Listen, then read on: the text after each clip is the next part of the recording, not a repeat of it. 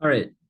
Good morning, good afternoon, good evening, good night, depending on when you're watching this video. So in this video, I'm going to finish up essentially just the mathematical part of the hypothesis test introduced on slide 26 of lecture set number 9. So in lecture, I went through a detailed discussion on what the differences are in a paired t-test and how we use those differences to determine the direction of the test. So as a recap, very briefly here, you'll notice in the alternative hypothesis, I have mu d greater than 0 because the differences were computed as radial minus belted. So I took the radial tire fuel consumption measurement, I subtracted the belted fuel consumption measurement, and I created a set of differences. Okay, and now those set of differences are shown on slide 26. So what we want to do here is determine if the radial tire is more fuel efficient. If the radial tire is more fuel efficient, it means that the values associated with it will be larger because the measurement is kilometer per liter. So it should go further per liter. So the differences, which are computed as radial minus belted, should all be positive numbers. So numbers greater than 0 if the radial tire is more efficient. So this is actually, in my opinion, the trickiest part of the problem, the setup. Once we compute the differences and we set up the alternative hypothesis, the rest of the problem is just a one sample t-test. So on step 3, I'm going to compute the test statistic. So this test statistic is x bar d minus mu d divided by sd over the square root of nd. The little d's just mean that we're working with the differences directly. So those 16 difference values computed on slide 26. So x bar d, for example, is just the sum of the differences. So what we're going to do here is just add all those differences together. So we'll have, for example, 0.1 plus negative 0.2, so minus 0.2, plus 0.4. And then I'm going to add all 16 differences together such that my last 3 differences from the previous table are shown here. And then I'm going to divide by the number of differences. And this is going to give me the mean of those differences, which is 0.131. Okay.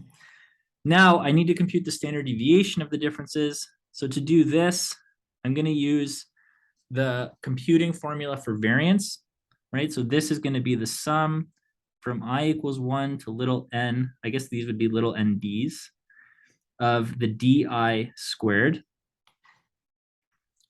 Okay, so all I'm doing here is I'm taking the computing formula for variance that we introduced way back in lecture set number 2, and I'm just applying it to the differences. So the little di's and the subscript d's, that's just indicating I'm working with that set of differences. But this is the same formula for variance that we had studied throughout the course. So now I have to have the sum of the di squared. So this first value, the sum of the di squared, that's going to be found by taking every difference value, squaring it, and adding them all together, right? So for example,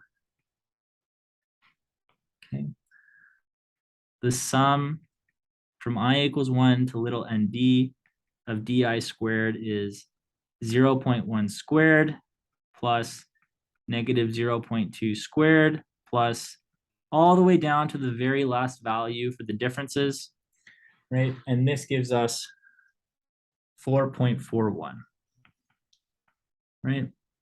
And then the sum of the di squared, which I had to calculate to compute the mean. So this is just adding all those differences together. That's going to be 2.1. So in the calculation for x bar d, I would have had 2.1 over 16. So now I can plug these in. 4.41 minus 2.1 squared divided by 16 over 16 minus 1. And this gives me 0.052, or let's keep a few more decimal points and we'll round for deviation. 0.051625. So then the standard deviation of the difference is the square root of the variance. So that's the square root 0.051625. Okay, so this is 0.227. Okay. All right, so now that we've done that little bit of background work, right, we can compute our test statistic. And you can see, again, this is really just a one sample test. So we're going to have 0.131 minus 0. Okay, mu d is equal to 0 because we have mu d equal to 0 in the null hypothesis. So this would be very similar to how we set the test up before. 0.227 over the square root of 16. All right, and that gives us a test statistic of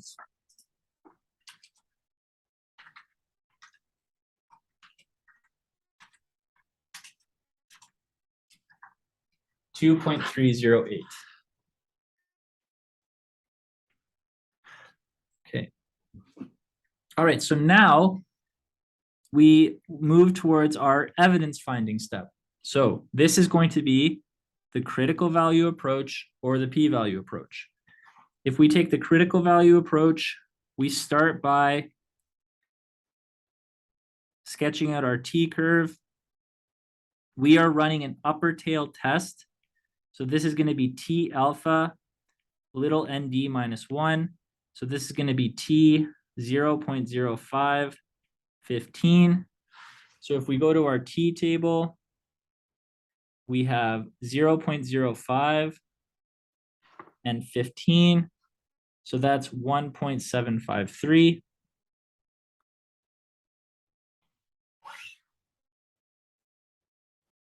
Okay. So this is the critical value for our test. All right. Here's our rejection region. And you can see that our test statistic, which is 2.308, this is nestled inside that rejection region. So this would mean that we can reject the null. All right. If we take the p-value approach, all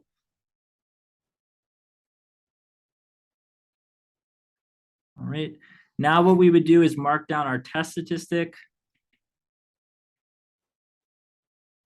Okay. It's an upper tail test. So our p-value is the area to the right of this value. So we have p-value is the probability that t exceeds 2.308. Okay, so we go to our t table. We're going to scroll across the 15 degree of freedom line. We're looking for 2.308.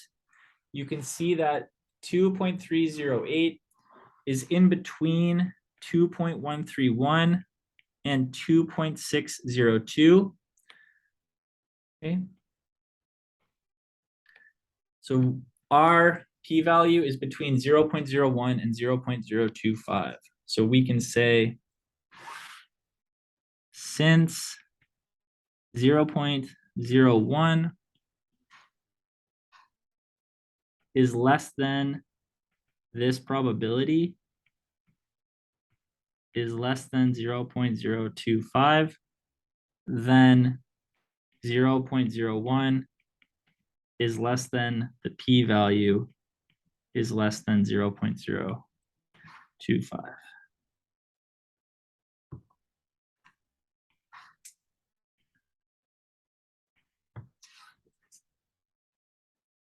All right. Okay, so all we have left to do here is conclude the test.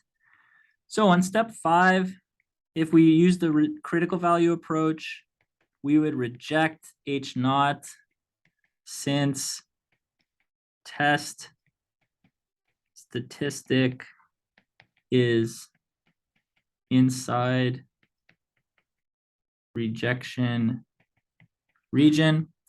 And if we were to use the p-value approach, we would reject H0 since the p-value is less than alpha.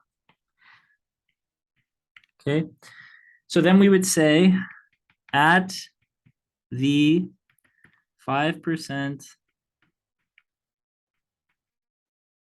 significance level, the data provide sufficient evidence to suggest that the average fuel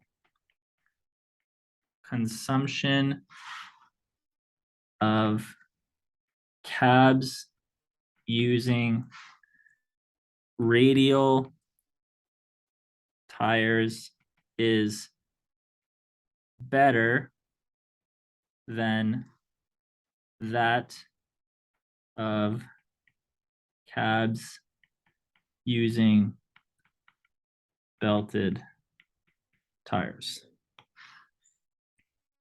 Right.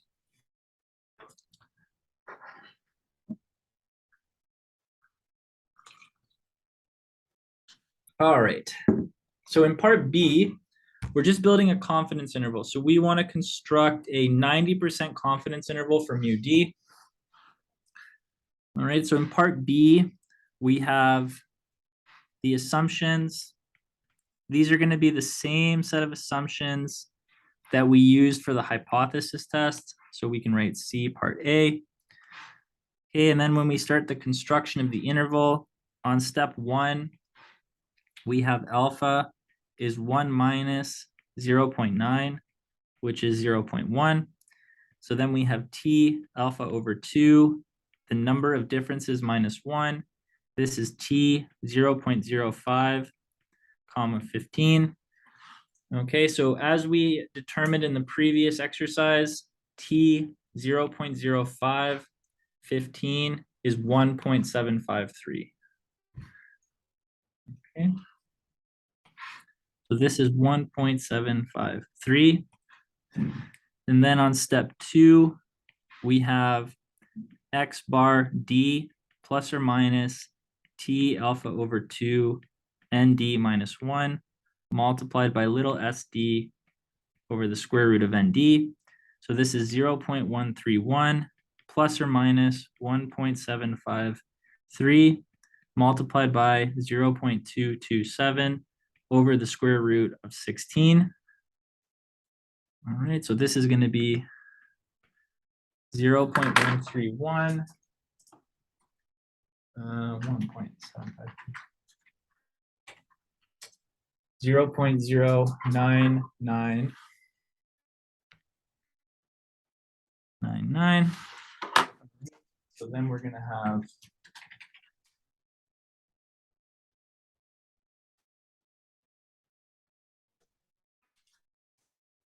0.032 to 0.23. Okay, so then we can say we are 90% confident, not 95.